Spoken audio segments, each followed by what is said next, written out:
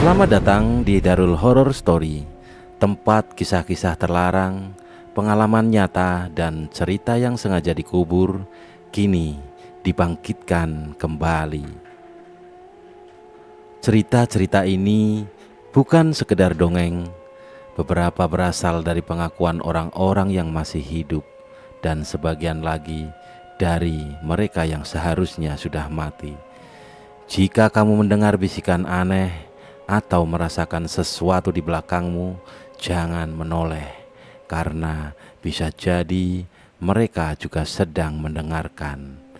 Ini adalah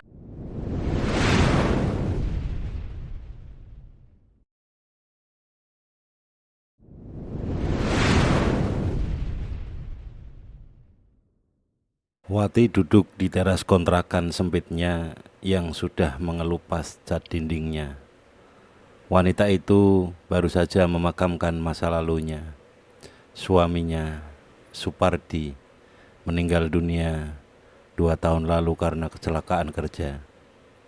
Sejak saat itu, Wati panding tulang jadi pembantu rumah tangga, jualan gorengan, bahkan sempat jadi pemijat keliling. Rina, anak semata wayangnya, masih duduk di kelas 2 SMA. Gadis itu pendiam, cerdas, dan selalu menempel pada ibunya. Mereka berdua tak punya siapa-siapa lagi. Hari itu, Herman datang membawa sebungkus nasi padang dan 2 botol minuman ringan. Lelaki itu mengenal Wati lewat teman sesama pemijat. Katanya dia punya bisnis salon kecantikan. Dandanannya rapi, parfumnya tajam, dan gaya bicaranya sok santai. Tapi mata Herman tajam, seperti sedang menilai harga barang setiap kali melirik tubuh Wati. "Udah sendirian berapa lama, Mbak?" tanya Herman sambil menyisir rambutnya yang dipenuhi gel. "Lama, udah cukup lama," jawab Wati tanpa banyak bicara. Herman tertawa kecil.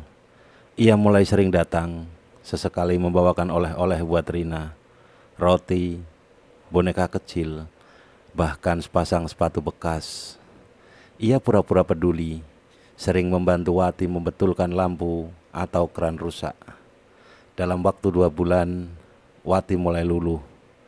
Ia merasa ada sosok lelaki yang mau bertanggung jawab lagi di rumah. "Wati, nikah yuk.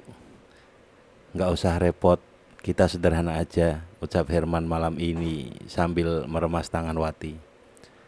Tanpa banyak pikir panjang, Wati pun menerima. Mereka menikah di kantor KUA sederhana. Hanya dihadiri 2 saksi. Rina tidak banyak bicara. Ia hanya menatap Herman lama dengan tatapan penuh pertanyaan. Setelah menikah, Herman langsung membawa mereka pindah ke rumah kontrakan 2 lantai yang katanya milik temannya. Lokasinya di pinggiran kota, agak sepi, dekat dengan rel kereta yang tak lagi digunakan. Rumah itu besar, tapi pengap dan dindingnya dipenuhi noda-noda bekas air. Di lantai 2 ada 4 kamar, 3 kosong, dan yang satunya dikunci. "Itu buat tempat barang-barangku," jelas Herman waktu Rina bertanya. Awal tinggal di rumah itu, Herman sering keluar malam, katanya ke salon, kadang ke tempat karaoke.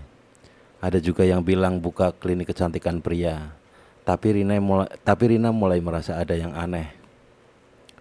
Suatu malam, saat Wati sudah tidur, Rina mendengar suara perempuan menangis dari kamar belakang, lirih tapi jelas. Lalu diikuti suara tawa lelaki, tawa yang tidak seperti biasanya, bergetar, berat, dan terdengar lebih tua dari suara Herman. Ia mengintip lewat celah pintu kamarnya. Herman sedang duduk sendiri di sofa ruang tamu, mengenakan sarung, telanjang dada. Tubuhnya dipenuhi goresan merah seperti bekas cambukan. Di depannya ada mangkuk besar berisi cairan hitam kental yang mengeluarkan bau anyir. Di sampingnya ada buntalan kain putih yang terus bergerak-gerak seperti ada sesuatu di dalamnya. Rina mundur perlahan, menutup pintu kamar dan berusaha mengunci, tapi kuncinya rusak. Pagi harinya, Herman sudah berpakaian rapi, Wajahnya segar seperti tidak terjadi apa-apa. Ia membelikan sarapan, memeluk Rina, dan menyapa Wati dengan gaya suami idaman.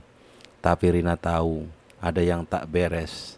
Ia mencoba bicara pada ibunya, tapi Wati malah membentak. Dia suami saya sekarang. Rina, kamu jangan ngada-ngada, bentak Wati sambil membanting gelas ke lantai.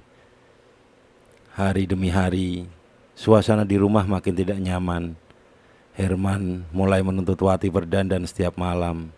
Ia membelikan pakaian dalam bentuk kosmetik.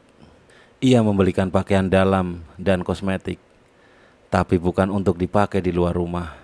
Semuanya hanya untuk dipamerkan di dalam rumah. Wati berubah dari ibu tangguh jadi perempuan yang sibuk mematur diri dan menurut apapun yang diucapkan suaminya. Sementara itu, Rina makin sering mendengar suara aneh. Kadang seperti suara orang bergumam dari kamar terkunci di lantai 2.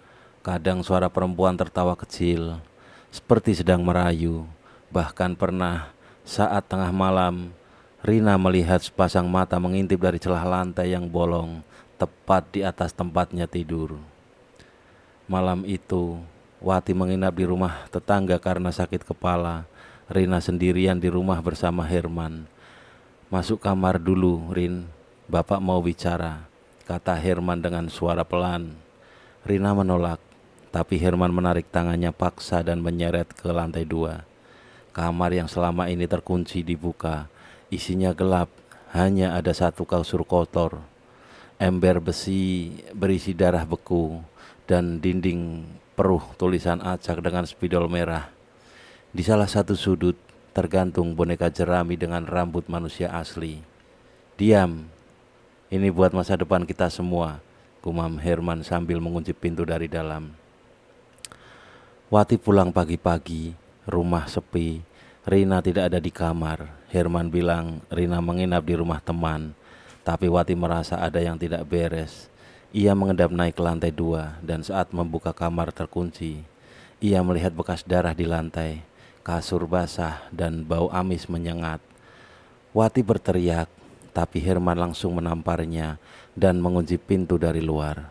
Dalam kegelapan kamar yang bau busuk itu, Wati menangis. Tapi dari pojok ruangan ada suara lirih seorang perempuan. Ibu, aku masih di sini.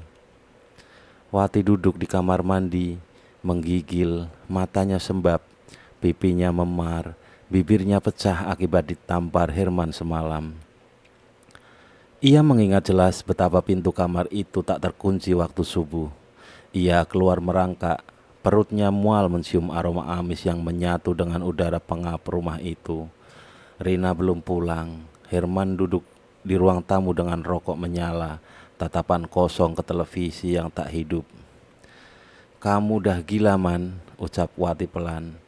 Tapi Herman hanya menoleh singkat dan berdiri, lalu keluar tanpa sepatah kata pun. Wati mencari Rina sepanjang pagi. Ia mendatangi rumah teman-teman sekolahnya. Tidak ada yang tahu keberadaan Rina. Pihak sekolah bilang Rina sudah 2 hari tak masuk. Telepon genggam Rina ada di laci kamarnya, seperti sengaja ditinggalkan. Malamnya, Wati menemukan secari kertas terlipat dalam tumpukan baju kotor Rina. Tulisan tangan putrinya gemetar. Tinta membekas pada lembaran tipis itu. Bu, kalau aku hilang, jangan percaya Herman. Dia bukan manusia. Aku lihat dia bawa rambut perempuan masuk kamar itu. Aku dengar dia bisik-bisik pakai bahasa aneh. Aku takut kalau aku mati, jangan tangisi aku. Buka kamar yang dikunci itu pelan-pelan, tapi jangan sendirian. Wati meremas kertas itu sampai lecek. Tangannya gemetar. Ia menatap tangga penuh. Ia menatap tangga menuju lantai 2. Kamar itu masih tertutup.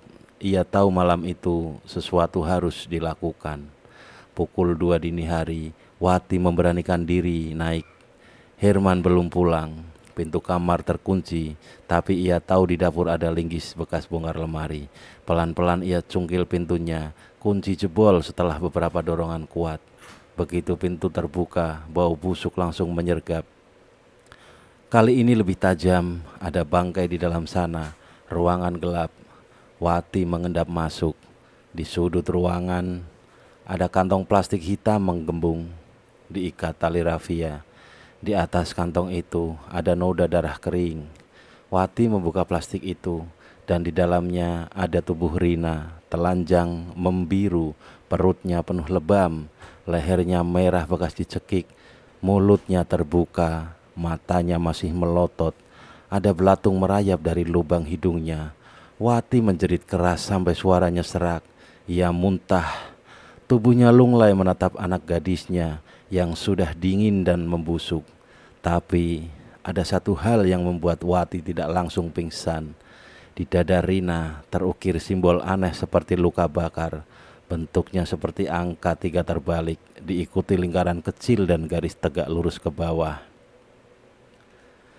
Dinding kamar penuh coretan serupa, tapi kali ini Wati sadar semua itu bukan hanya tulisan, melainkan peta. Di satu sudut ada panah menunjuk ke lantai. Ia menggeser kasur dan menemukan peta ubin yang sedikit retak. Di bawahnya ada ruang kecil seperti persembunyian. Ia masukkan tangannya menyentuh buku. Ketika ditarik keluar, Wati membuka halaman pertama. Isinya daftar nama perempuan, lengkap dengan usia, tinggi badan, dan status hubungan. Di bawahnya tercatat tanggal kematian. Rina adalah nama paling bawah. Di sampingnya tertulis, disetujui, malam Jumat Kliwon, tumbal ke-10. Wati tak bisa berpikir. Ia keluar dari kamar dan lari ke bawah. Tapi suara pintu utama dibuka membuatnya membeku. Herman pulang. Suaranya terdengar pelan, melenggang masuk rumah, lalu berhenti. Sudah kamu lihat semua ya? Suara itu berat, berubah. Tidak seperti sebelumnya. Wati diam, tapi langkah kaki Herman naik ke atas membuatnya panik. Ia sembunyi di balik lemari tua di ujung tangga. Napasnya tercekat. Herman masuk ke kamar mayat Rina. Suara decit pintu terdengar, lalu senyap beberapa menit.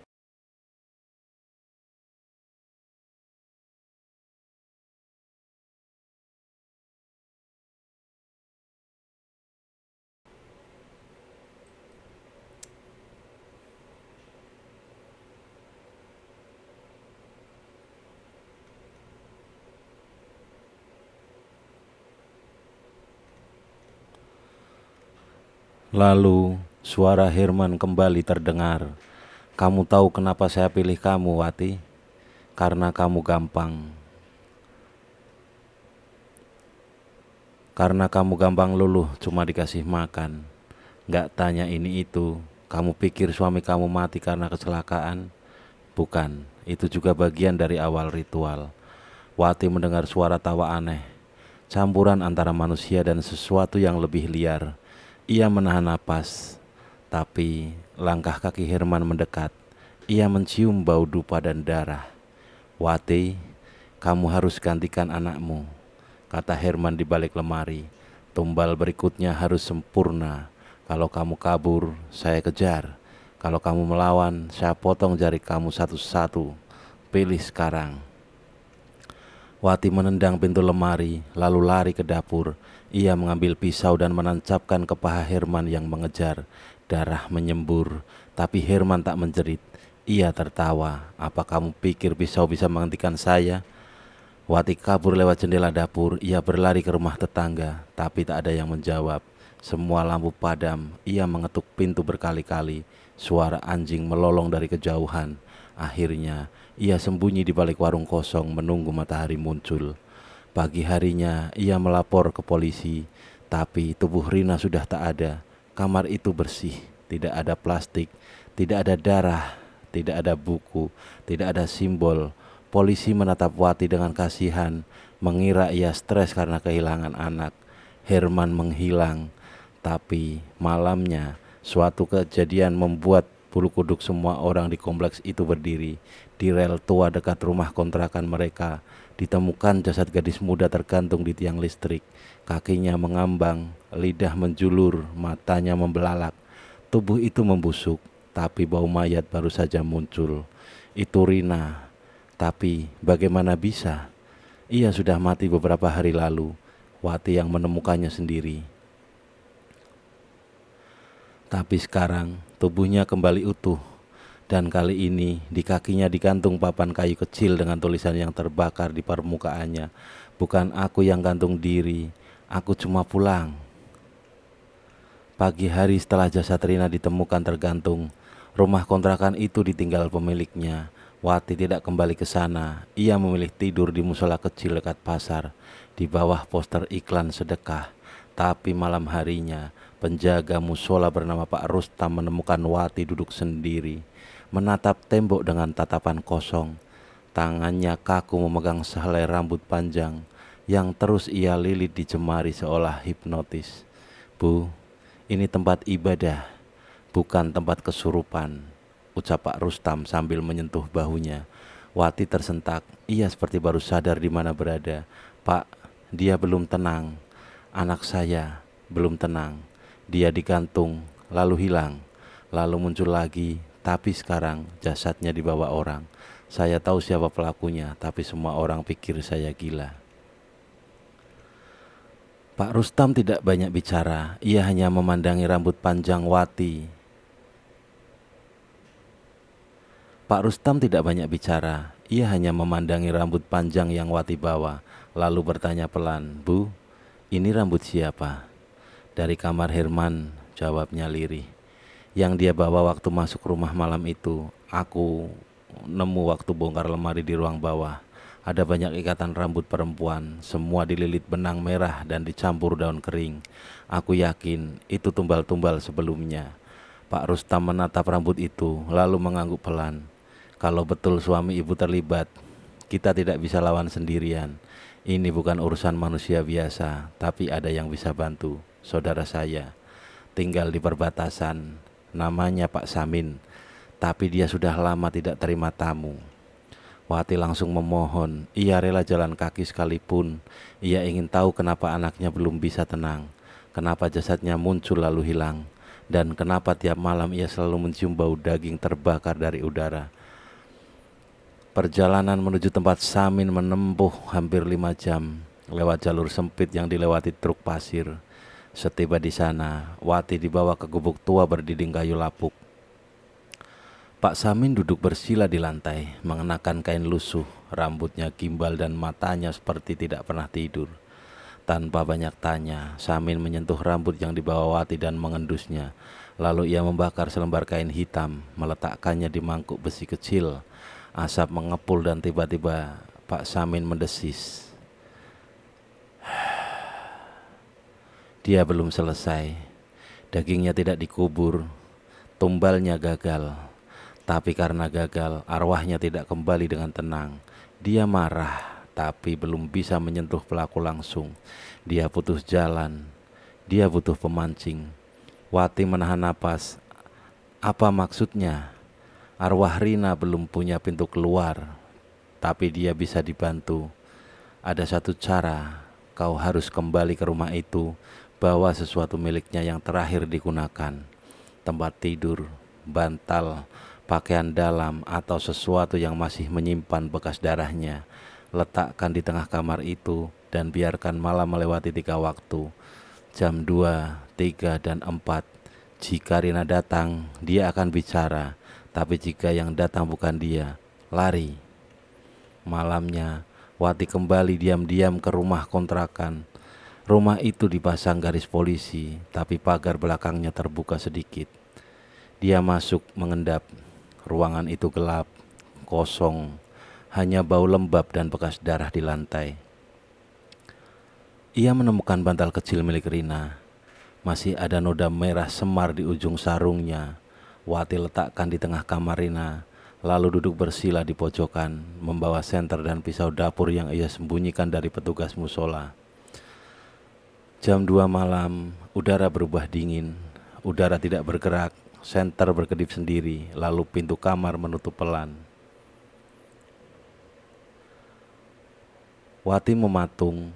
Bantal itu mulai basah, tapi bukan air. Warnanya gelap seperti darah. Perlahan noda itu membentuk pola, tulisan. Bukan tangan manusia yang menulis, tapi seperti dicetak dari bawah kain. Tulisannya jelas. Dia masih hidup, tapi tidak bisa lama. Kau harus cepat. Dia akan ambil gadis lain sebelum bulan baru. Wati gemetar. Siapa yang dia maksud, bisiknya. Lalu lantai kamar bergetar, dinding retak, terdengar seperti suara seseorang menyeret rantai di lantai, bau gosong menyengat. Wati berdiri, tapi tubuhnya seakan dibekap angin. Lalu ia melihat dari sudut kamar, sesosok tubuh merayap keluar, lehernya miring, lidah menjulur, kakinya menggantung, tapi tangannya mencengkram kuat. Itu Rina. Tapi bukan sepenuhnya Rina. Wajahnya rusak, kulitnya mengelupas, dan matanya hitam legam. Bu, suara itu berat. Dia pakai nama palsu. Dia bukan Herman. Nama aslinya Bargo. Dia dari jalur utara. Dia ikat semua wanita di kontrakan itu, lalu ambil rahimnya. Itu bagian dari perjanjian. Aku tumbal ke 10, tapi belum lengkap. Jadi, dia belum bisa kaya. Wati menangis. Ia hendak mendekat, tapi tubuh itu mundur perlahan, lalu menghilang dalam asap tipis. Suara terakhir yang Wati dengar, cari kamar merah di jalan belakang pasar. Di sana disimpan mayat perempuan yang belum sempat dijual. Kalau ketemukan itu, aku bisa balas. Wati keluar rumah itu dengan kaki lemas, tapi kali ini ia tak sendiri. Ia merasa langkahnya diikuti di setiap bayangan, seperti ada yang bergerak. Namun Wati tidak takut lagi. Ia sudah melihat langsung. Ia tahu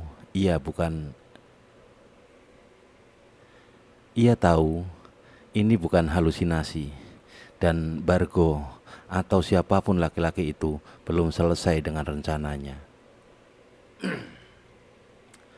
Langit mendung saat Wati mendekati pasar tempat ia dulu berjualan sayur. Jalan belakangnya sudah jarang ia lewati, bahkan saat masih tinggal bersama Herman, atau yang sekarang ia tahu bernama asli Bargo. Lorong itu gelap meskipun siang. Deretan bangunan tua berdempetan seperti dinding penjara. Ada beberapa pintu tak bernama, sebagian ditutupi karung goni, sisanya dicoret-coret pakai cat merah. Aroma amis keluar dari parit yang tak jauh. Rina pernah bilang dulu, jangan pernah masuk pintu yang ada lampu merah kecil di atasnya. Waktu itu, Wati pikir itu cuma cara Rina nakut-nakuti. Tapi sekarang, setelah melihat sendiri wujud arwah anaknya yang rusak karena ritual gagal, Wati tahu peringatan itu serius. Ia berdiri di depan salah satu pintu besi yang berkarat dengan lampu merah kecil menyala redup. Tak ada suara dari dalam, tapi lantai di bawahnya lembab, seperti habis disiram air yang bukan air biasa. Wati mengetuk 3 kali. Tak ada jawaban. Ia dorong perlahan, dan pintu pun terbuka sendiri, berderit pelan, mengeluarkan bau busuk seperti campuran bangkai dan darah lama. Ruangan di dalam sempit, hanya ada kasur tipis tanpa spray, ember besar, dan lemari kayu setinggi dada. Di pojok ada meja kecil bertuliskan angka-angka dan nama perempuan. Semuanya dicoret kecuali satu, Sari. Belum selesai. Wati menahan napas. Ini bukan tempat tinggal, ini ruang penampungan, atau lebih tepatnya ruang transit sebelum dikirim ke tempat ritual. Ia mendekati lemari, kuncinya sudah rusak. Begitu pintunya dibuka, bau amis menampar wajah. Di dalam, tubuh perempuan muda dilipat seperti baju, kulitnya pucat, matanya terbuka, mulutnya disumpal kapas. Bekas sayatan melintang dari pusar ke dada, dijahit kembali dengan benang kasar, tapi jantungnya hilang. Tubuh itu masih hangat. Tiba-tiba terdengar langkah dari luar. Wati menutup lemari cepat-cepat lalu bersembunyi di balik meja. Dua orang masuk, laki-laki pertama tinggi besar, kepala pelontos, bawa koper besar. Yang kedua mengenakan jaket kulit dan dari suaranya Wati tahu dia bukan orang lokal. Ini yang gagal ya, suara si jaket kulit. Iya, jantungnya diambil kelamaan, katanya. Jadi arwahnya masih gentayangan. Bargo murka besar. Dia mau ganti yang ini pakai gadis sekolah. Udah dipesan buat malam bulan mati besok. Wati hampir muntah. Ini jaringan, bukan kerja satu orang. Bargo bukan cuma germo, dia pemimpin dari kelompok yang lebih besar. Yang penting jangan sampai ada yang tahu lokasi kamar merah ini. Kalau sampai bocor, ritual bisa gagal semua. Lanjut suara itu. Wati menahan napas. Ia tahu tak bisa terus sembunyi. Ia meraih besi kecil dari bawah meja, mengincar waktu yang tepat. Begitu salah satu dari mereka membuka koper dan sibuk melihat isi dalamnya, Wati melempar besi ke lampu di atas. Ruangan gelap total. Seketika ia lari keluar.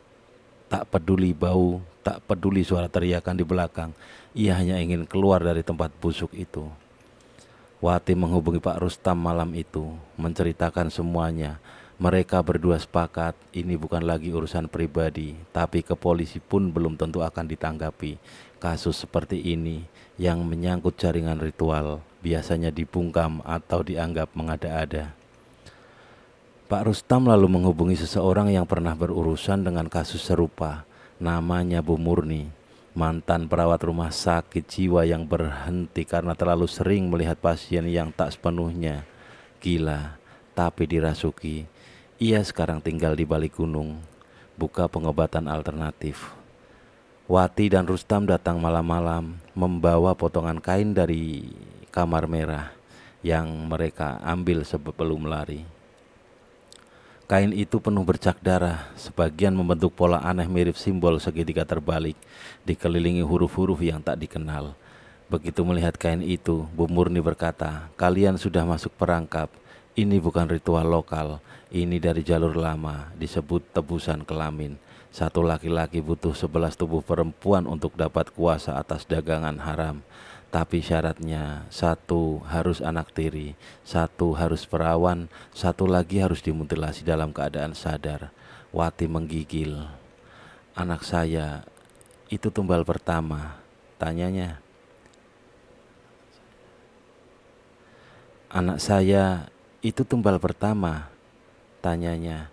"Bisa jadi, kalau begitu, yang sekarang akan jadi tumbal kedua dan ritualnya belum selesai. Tapi karena yang pertama gagal, arwahnya bisa lepas kendali dan itu bisa kalian pakai. Pakai. Arwah tumbal gagal bisa dijadikan penuntun, tapi harus diberi jalur keluar.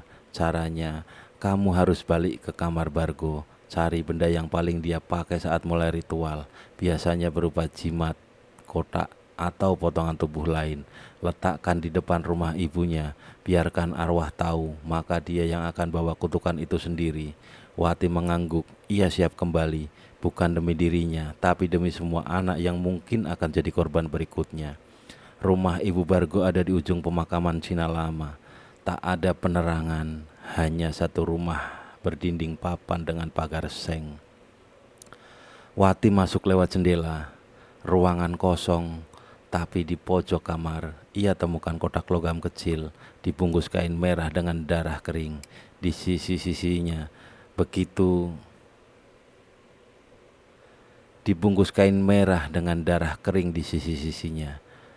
Wati mengambil kotak itu, rumah langsung gemetar, seolah ada sesuatu yang dibangunkan.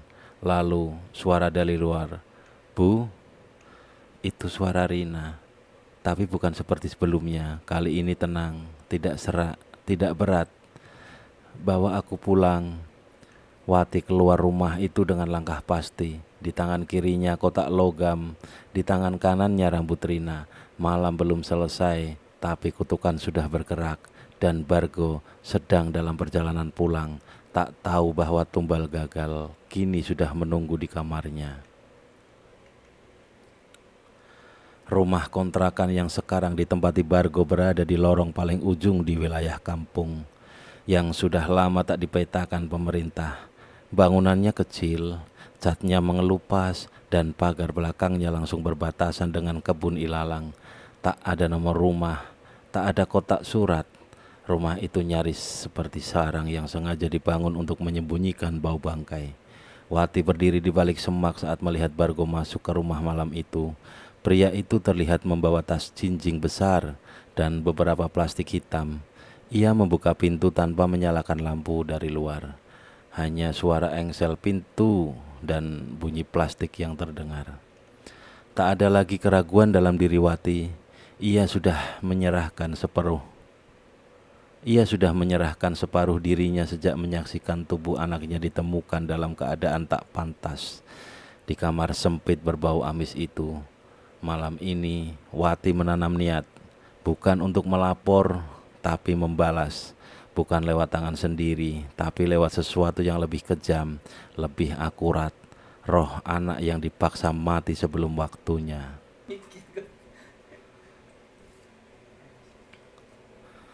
Bu Murni memberikan satu pesan sebelum Wati bergerak. Kalau kamu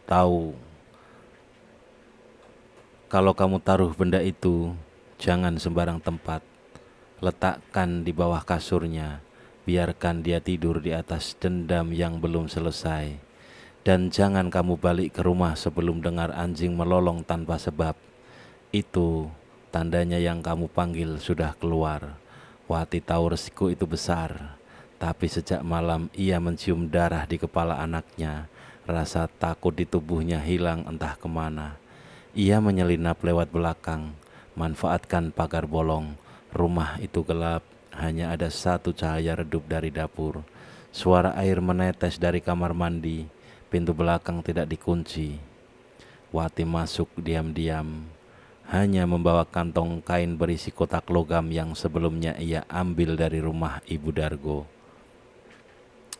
Bau asap dupa langsung menampar hidung. Di ruang tengah, banyak coretan di lantai, garis melingkar dengan beberapa lilin yang sudah padam. Ada darah kering di sudut, menggumpal seperti belum selesai dipakai untuk ritual. Di sisi lain, gantungan rambut, entah milik siapa, menjuntai seperti dekorasi. Wati mengendap ke kamar tidur.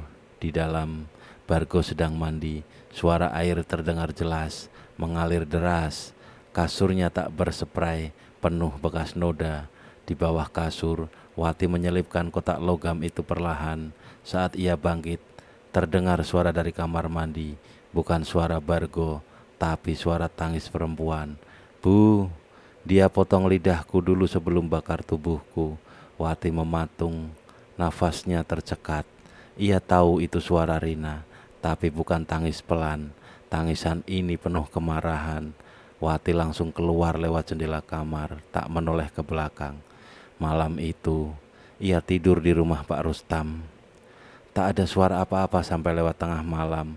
Pukul 2 dini hari, anjing di 5 gang sekitar mulai melolong bersahutan. Bukan lolongan biasa, suaranya melengking panjang, lalu diam serempak. Udara jadi dingin, bahkan lampu di rumah Pak Rustam sempat redup selama 3 detik. Wati tahu, malam itu sudah dimulai. Pagi harinya, tetangga kontrakan Bargo menemukan sesuatu yang tak masuk akal. 3 ekor ayam peliharaan mati terjepit di pagar seng. Kepala mereka patah ke belakang, lidah menjulur. Di depan pintu rumah ada jejak kaki anak kecil berlumuran darah. Tapi tak satu pun anak di gang itu yang hilang. Tak lama kemudian warga geger. Bargo ditemukan tergolek di dapur rumahnya dalam keadaan tak bernyawa. Lidahnya putus, ditusuk ke dalam tenggorokan sendiri. Di dada kirinya ada bekas goresan seperti cakaran kecil, seolah-olah kuku anak kecil menyerangnya berkali-kali.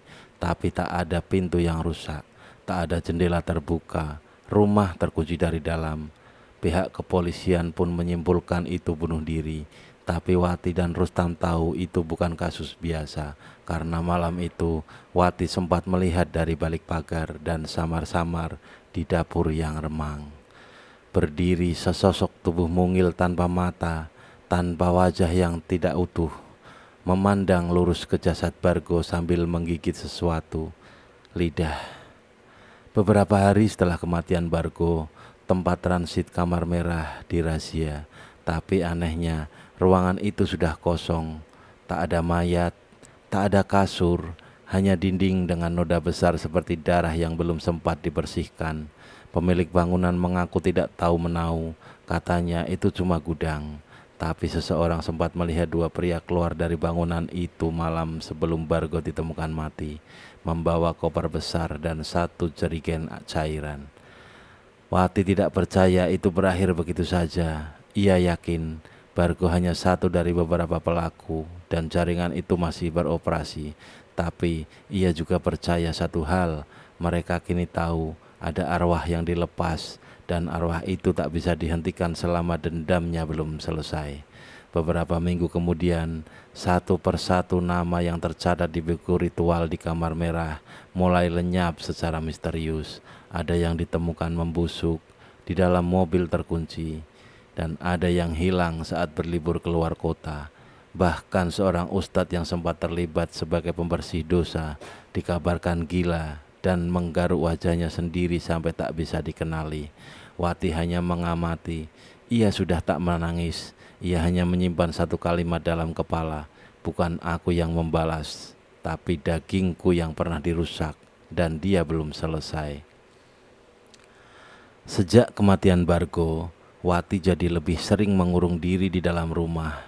Ia tahu kepergian mantan suaminya itu bukan akhir. Setiap malam, suara langkah kecil dari langit-langit rumah terdengar semakin jelas. Ada juga bisikan yang sesekali muncul dari dapur, selalu berkata dengan suara Rina, "Masih ada." Selalu berkata dengan suara, "Rina, masih ada yang belum ditebus, Bu." Wati tak mengira dendam Rina akan melebar sejauh ini. Tapi semua memang bermula dari daftar nama. Bargo dulu pernah menyimpan satu buku hitam lusuh yang dipakai mencatat siapa saja yang pernah terlibat dalam ritualnya. Buku itu dibakar oleh polisi sebagai barang bukti. Tapi Wati sempat menyalin satu halaman ke selembar kertas sebelum penyidik datang. 7 nama, 2 diantaranya sudah mati dalam keadaan mengerikan. 5 masih tersisa. Dan malam itu, satu nama yang bernama Handoko muncul di berita. Pria itu seorang maklar tanah yang dulunya dikenal dekat dengan Bargo. Ia ditemukan tewas di ruangan karaoke eksklusif di pusat kota. Lehernya tergorok, tapi tak ada alat tajam di sekitar tubuhnya. CCTV sempat merekam sesuatu aneh. Lampu ruangan padam selama 13 detik. Dan saat menyala kembali, Handoko sudah tersungkur di meja. Mulutnya dipenuhi kertas sobekan yang bertuliskan angka ganjil dan nama perempuan. Wati tidak merasa lega, sebaliknya ia merasa terjebak dalam satu rantai yang makin besar karena Handoko adalah perantara utama antara Bargo dan tempat pemujaan di luar kota yang sering mereka datangi saat Rina belum genap 14. Malam itu, Rustam datang membawa informasi tambahan. Ia duduk sambil merokok di beranda. Wajahnya murung. "Aku dapat kabar dari orang dalam kepolisian. Dulu ada satu villa di puncak, sering dipakai untuk acara khusus. Tempat itu sekarang kosong. Tapi beberapa warga lokal sering lihat wanita muda tanpa kepala mondar-mandir dekat gerbang." Wati menelan ludah. Ia tahu tempat itu. Dulu Bargo pernah mengajak ke sana saat awal menikah. Tapi Wati menolak karena suasananya bikin mual. Bukan karena mistis, tapi karena perempuan yang keluar dari villa itu semua tampak pucat dan jalannya tak normal. Waktu itu ia mengira mereka hanya PSK kelelahan. Kini ia sadar mereka mungkin sudah bukan manusia seutuhnya. Rustam menyerahkan satu foto lama, wajah 5 orang pria berjejer berdiri di depan bangunan, bertuliskan Koperasi Serba Usaha Sejahtera Rahayu. Di antaranya ada Bargo dan Handoko. 3 sisanya belum diketahui namanya, tapi wajah mereka jelas. Salah satunya mengenakan kalung salib besar, padahal villa itu tidak pernah disebut sebagai tempat ibadah. Foto ini dari tahun 2017, kata Rustam Pelan. Mereka mengaku pendiri koperasi, tapi belakangan diketahui tempat itu cuma kedok untuk ritual dan jual beli tubuh perempuan.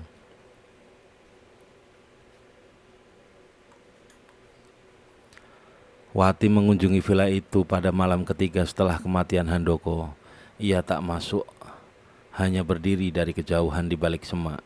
Gerbangnya berkarat, tidak ada suara burung atau serangga, tapi di salah satu jendela ia melihat bayangan perempuan kecil berdiri mematung, rambut panjang, baju robek dan tangan menggenggam sesuatu.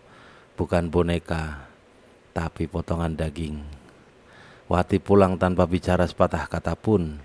Malam itu ia tak bisa tidur karena sepanjang malam suara kaki kecil berlari-lari di atap rumah makin keras. Dan sekitar pukul 2:13 semua lampu padam sendiri. Saat nyala kembali, kursi di ruang tengah menghadap ke arah Wati. Bukan kursinya yang penting, tapi siapa yang duduk di atasnya. Sosok kecil dengan rambut lepek, wajah tanpa ekspresi, dan satu tangan menunjuk ke arah jendela.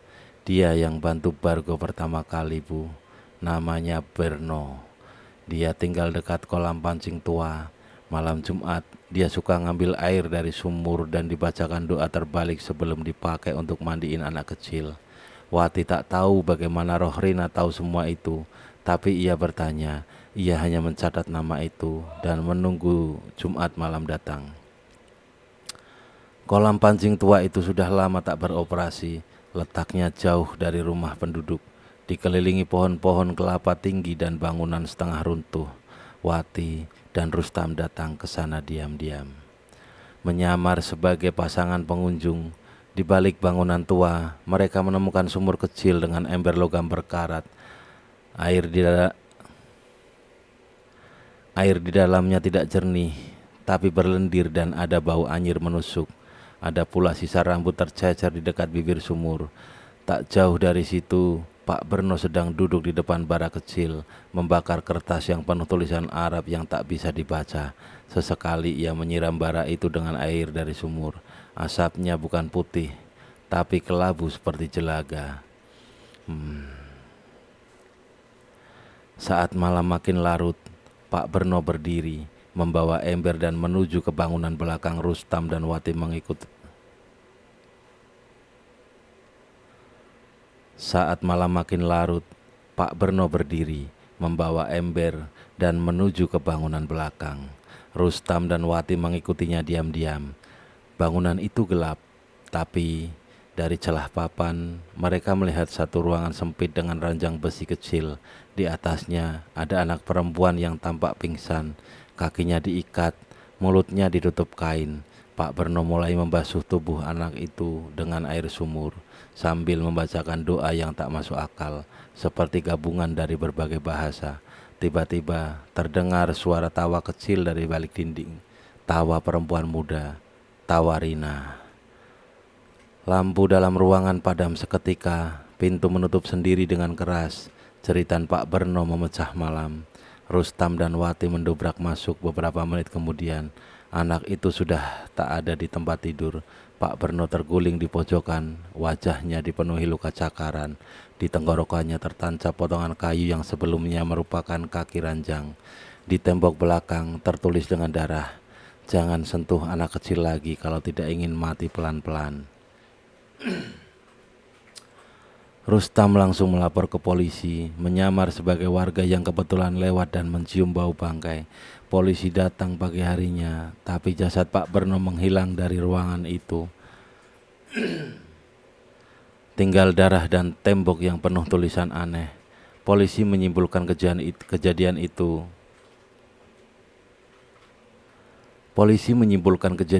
sebagai perusakan dan kaburnya pelaku ritual ilegal. Tapi satu petugas sempat muntah di tempat setelah memungut satu benda dari lantai. Lidah manusia dan masih hangat. Wati tak berhenti di situ. Masih ada 3 nama lagi, 3 wajah yang tersisa di foto yang Rustam temukan.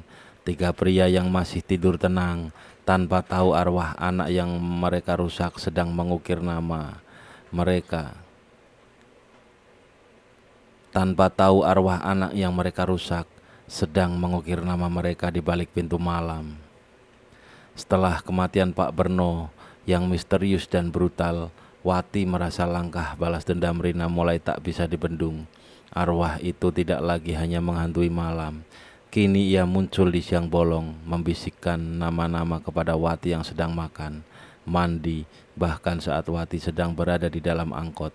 Suara itu tak keras, tapi terus-menerus, seperti air menetes dari pipa bocor yang terdengar memekakkan, tapi lama-lama bikin gila.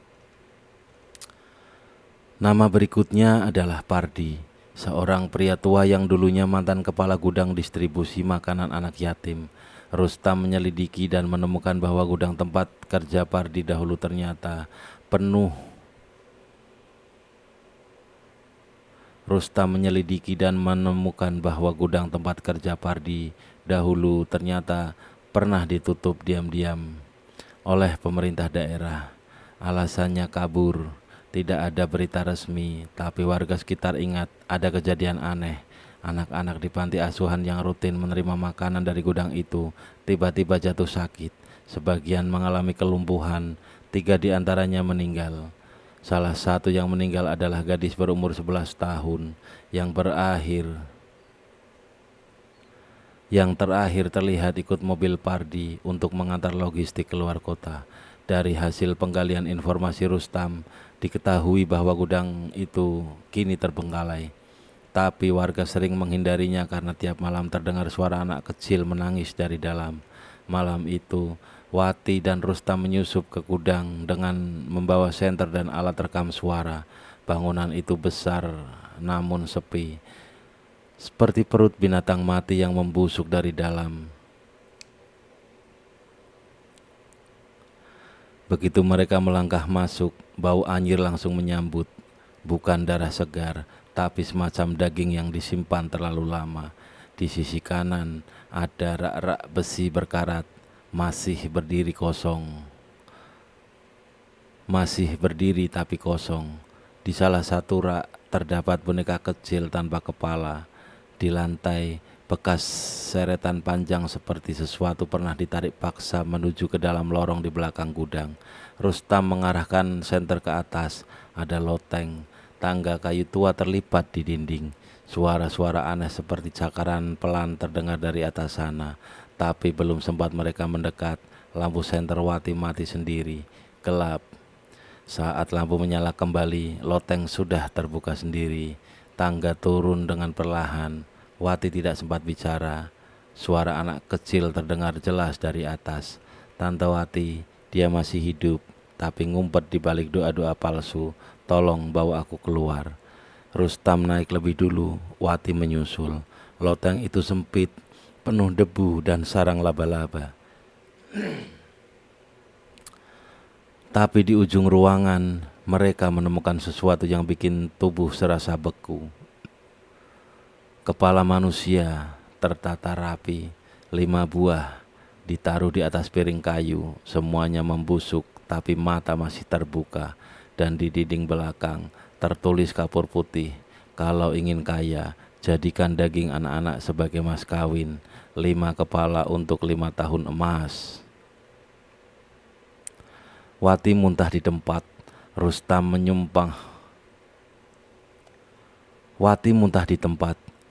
menyumpah panjang, tapi belum sempat mereka turun, suara berat dari bawah memanggil, siapa di atas sana? Pardi. Ia datang dengan tongkat, mengenakan baju koko dan peci. Tampangnya sudah renta, tapi tatapannya tajam. Ia membawa obor dan berdiri di kaki tangga. Tunggu giliran kalian. Kalian pikir sudah waktunya kalian tahu semuanya, ucapnya sambil mendang tangga. Rustam terjatuh, tapi sempat berpegangan. Wati hampir terpeleset. Tapi tiba-tiba obor di tangan Pardi padam sendiri. Angin tak ada, tapi nyala api seperti disedot sesuatu. Dan dari loteng, bayangan kecil turun melayap cepat ke arah Pardi. Suaranya bukan derap langkah, tapi seperti tikus besar menggigit papan. Ceritanya bukan seperti orang kaget, tapi seperti hewan yang sedang disembelih pelan-pelan. Tulangnya patah satu persatu, kulitnya tercabik dan terlihat jelas karena lampu senter kembali mati. Ketika nyala kembali, Pardi sudah tak bernyawa. Tubuhnya tergantung dengan usus menjulur sampai lantai. Di atasnya tertulis dengan darah, yang suka menyimpan daging anak-anak akan jadi daging paling busuk. Rustam melaporkan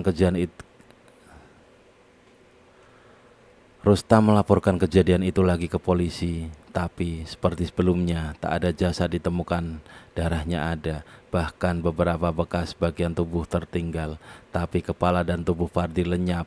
Polisi menuduh itu ulah binatang liar. Namun yang membuat Rustam bingung bukan hanya soal hilangnya mayat, tapi satu hal, tape rekaman mereka kosong, seluruh file hilang, bahkan suara langkah kaki pun tak terekam. Wati mulai kehilangan arah. Ia mulai takut pada Rina, bukan takut karena arwah itu jahat, tapi karena balas dendamnya semakin tak bisa dikontrol. Wati merasa seperti hanya pion dalam permainan dendam putrinya sendiri. Rina kini sering muncul di dapur, duduk di meja makan, memegang sendok dan garpu, tapi tidak makan. Wajahnya mulai berubah, lebih dewasa, tapi rusak. Mata menghitam, rambut rontok sebagian, dan kulitnya berlubang-lubang seperti terbakar asam. Bu, mereka harus habis semua, jangan lelah, 3 lagi.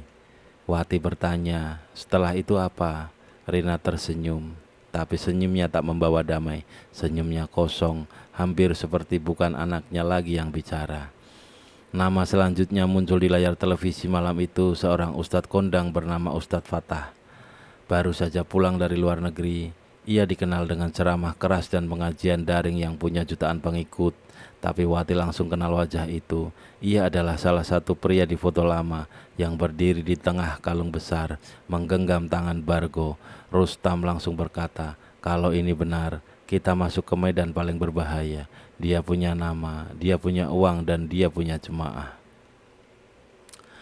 Wati tak peduli, Rina sudah buka pintu, kita tak bisa mundur. Nama Ustadz Fatah terus menggaung di kepala Wati dan Rustam. Sejak muncul di televisi, tokoh ini menjadi sorotan utama Rina.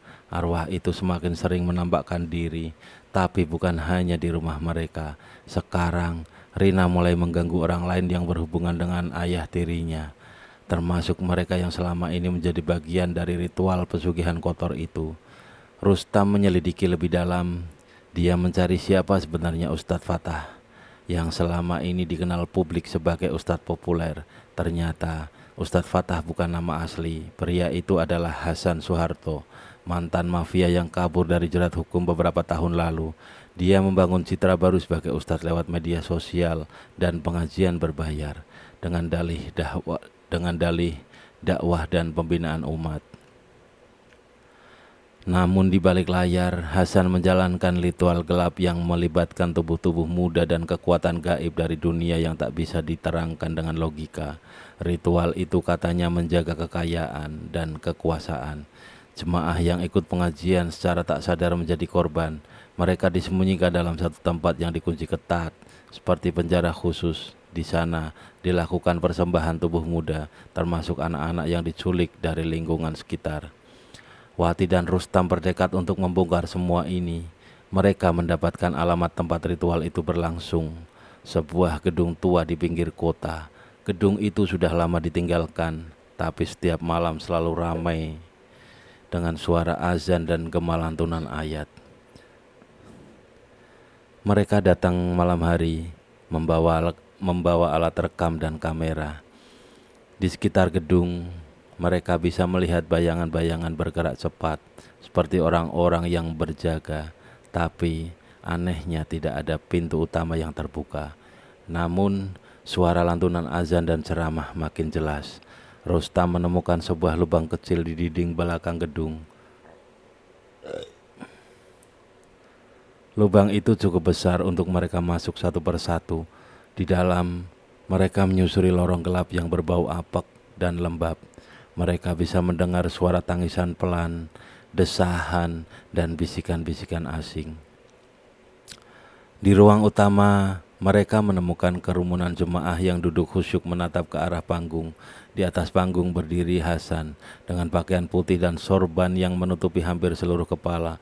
Wajahnya dipenuhi senyum palsu. Hasan melantunkan ayat-ayat dengan suara berat, seakan-akan menyucikan jiwa-jiwa yang datang. Namun, tak jauh dari panggung, terlihat sebuah ruangan kecil yang dijaga ketat. Dari sana terdengar suara jeritan dan tangisan keras. Wati dan Rustam tahu itu adalah tempat penyiksaan. Mereka melihat beberapa orang muda terbaring lemah, beberapa tangan tanda bekas luka di tubuh, dan beberapa yang matanya kosong tak berdaya. Di sudut ruangan, seorang wanita muda terikat, mulutnya disumpal kain, matanya memohon untuk minta tolong. Rina muncul tiba-tiba di belakang Wati, tapi sosoknya sekarang berubah lebih menyeramkan. Kulitnya yang dulu putih dan polos, kini berwarna keabu-abuan, seperti mayat hidup yang sedang membusuk. Mata hitamnya menatap tajam tanpa ampun. Ini yang ayah tirimu sembunyikan selama ini. Suara Rina bergetar tapi penuh dendam. Tubuh-tubuh muda yang dia jual untuk ritual kotor. Tubuh kalian adalah harga pesugihan itu, tapi aku akan membebaskan semuanya. Wati gemetar, tapi berusaha kuat. Rustam berbisik, kita harus rekam ini, lalu kita sebarkan. Ini sudah kelewatan. Rina mulai menyusup ke kerumunan, tapi tubuhnya seperti melewati dinding. Para jemaah yang sedang mendengarkan ceramah tiba-tiba berteriak ketakutan karena melihat sosok bayangan hitam itu. Hasan berusaha menyadarkan mereka, tapi kekacauan sudah terjadi. Kengerian makin bertambah ketika Rina mulai menyerang. Ia menyentuh satu demi satu orang yang pernah menjadi bagian dari ritual. Tubuh mereka tiba-tiba berubah menjadi dingin membeku. Wajah mereka menjerit kesakitan tanpa suara. Beberapa pingsan, beberapa jatuh tersungkur. Hasan Soeharto berusaha melarikan diri ke ruangan belakang, tapi Rina sudah menunggunya. Wajah Hasan berubah pucat. Ia mencoba mengucap mantra-mantra, tapi suara itu terputus-putus, seolah kekuatannya terkikis. Wati dan Rustam menyaksikan dengan takut dan ngeri. Mereka tidak berani menolong langsung, tapi Rina mengambil satu kain dari lantai dan mengikat tangan Hasan. Dalam hitungan detik, tubuh pria itu lemas, seolah habis disedot nyawanya. Ini baru awal, kata Rina sambil menatap Wati. Sisa ayah tiri dan kaki tangannya akan kutuntut balas. Mereka yang membuat hidupku hancur harus merasakan apa yang aku rasakan. Keesokan harinya, berita tentang penggerebekan gedung ritual itu menggemparkan kota. Polisi berhasil menyita berbagai barang bukti seperti alat-alat ritual, pakaian aneh, dan beberapa dokumen penting. Namun, tubuh Hasan Soeharto tidak ditemukan. Wati dan Rustam mulai menerima pesan-pesan ancaman lewat telepon dan surat. Berhenti atau kau akan ikut-ikut jadi tumbal. Tapi Wati tidak gentar. Ia tahu ini sudah sampai pada ujungnya. Balas dendam Rina mulai membuka tabir gelap dunia yang selama ini disembunyikan. Namun kengerian sebenarnya belum berakhir. Malam itu Wati bermimpi buruk. Dia mimpi Rina menangis darah dan berteriak, "Aku belum selesai." Suara itu membekas sampai pagi, menandai bahwa apa yang mereka hadapi jauh dari selesai. Setelah penggerebekan gedung ritual, suasana kota berubah menjadi tegang. Wati dan Rustam menjadi pusat perhatian sekaligus sasaran ancaman. Mereka tidak pernah menyangka bahwa bayangan kelam dari masa lalu akan merambat lebih jauh dan menjerat banyak orang, bukan hanya keluarga mereka, kaki tangan ayah tiri, para pengepul dan pelaku jual beli tubuh anak-anak muda, mulai satu persatu mendapatkan nasib buruk yang mengerikan. Cerita-cerita tentang kematian mereka beredar dengan cepat di kalangan bawah tanah. Beberapa ditemukan dalam keadaan tubuh hancur, beberapa lainnya menghilang tanpa jejak. Rustam mendapat laporan dari seorang informan bahwa salah satu pengepul yang dikenal sebagai Pak Jaya ditemukan tewas dengan kondisi tubuh penuh luka bakar di sebuah gedung tua. Polisi setempat menyatakan itu kecelakaan, tapi mereka sendiri heran karena tidak ada sumber api yang jelas. Wati yang menerima kabar itu tak bisa menahan rasa takut sekaligus lega. Ini tanda bahwa balas dendam Rina sudah mulai bergerak. Tapi di sisi lain, hal itu berarti bahwa semakin Tapi di sisi lain, hal itu berarti bahaya semakin dekat. Malam harinya, Wati dan Rustam mendapat kejutan lagi. Rumah mereka yang selama ini dianggap aman mulai terasa seperti perangkap. Suara-suara aneh terdengar di balik dinding. Langkah kaki berjalan berat. Langkah kaki berat berjalan mondar-mandir di luar. Tapi saat mereka cek, tidak ada siapa-siapa. Lampu mati mendadak. Gelap menyelimuti ruangan. Rustam menyalakan senter dari ponselnya. Namun sinar itu seperti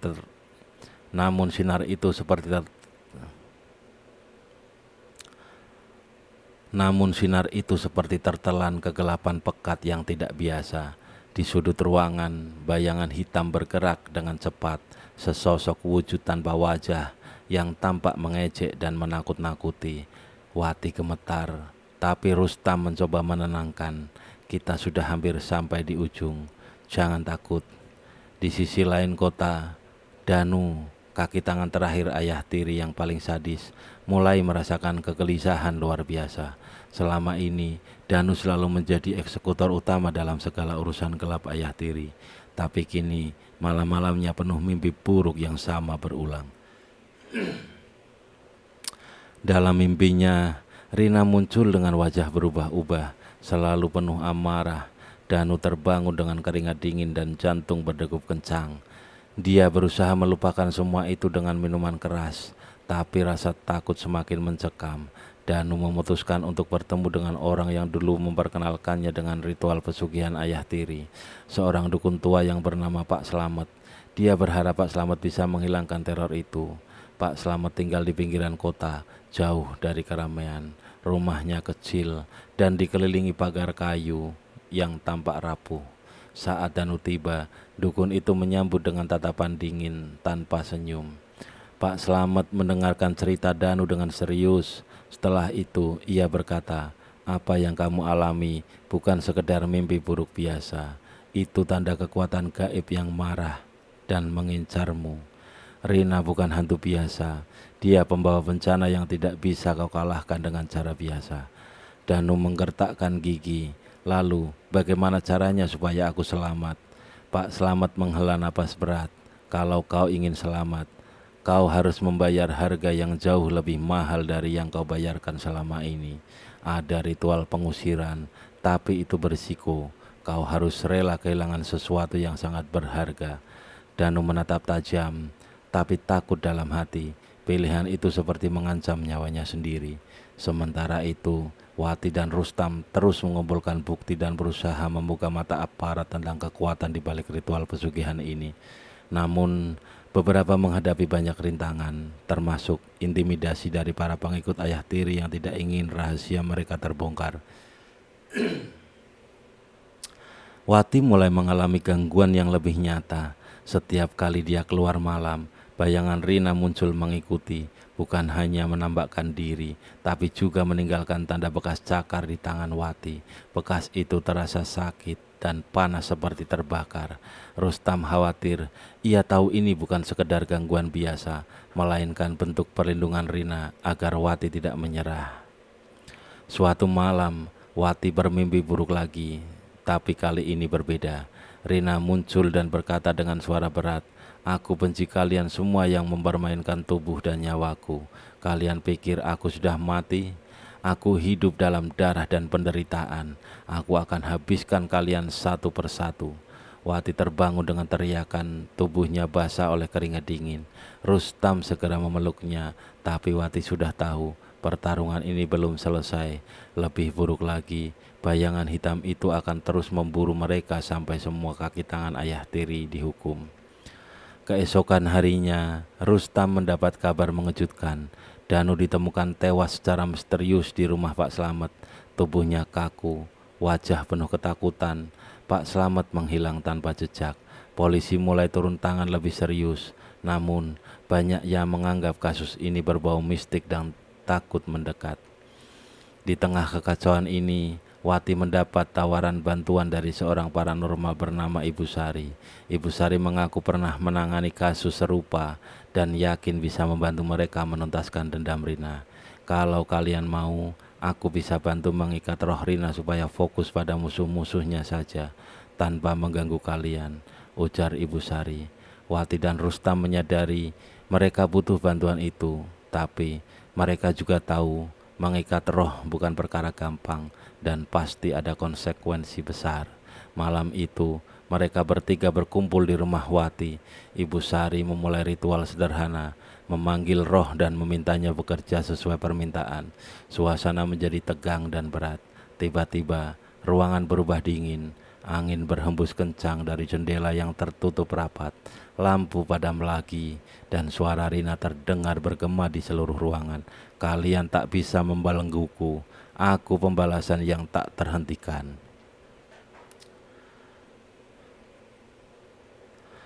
Wati dan Rustam tahu mereka tengah berada di titik paling kritis.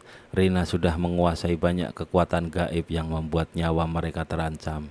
Balas dendam ini bukan hanya untuk keluarga mereka, tapi sudah meluas ke seluruh kota. Malam itu, rumah Wati berubah menjadi medan pertempuran antara dunia nyata dan dunia gelap yang dibawa oleh arwah Rina. Udara berat, penuh dengan ketegangan dan kehadiran sesuatu yang tidak kasat mata, tapi bisa dirasakan sampai ke tulang. Ibu Sari, Rustam, dan Wati duduk melingkar, menyalakan dupa dan beberapa bahan ritual lain yang dipercaya bisa meredam amarah roh. Tapi suasana tidak mudah dikendalikan.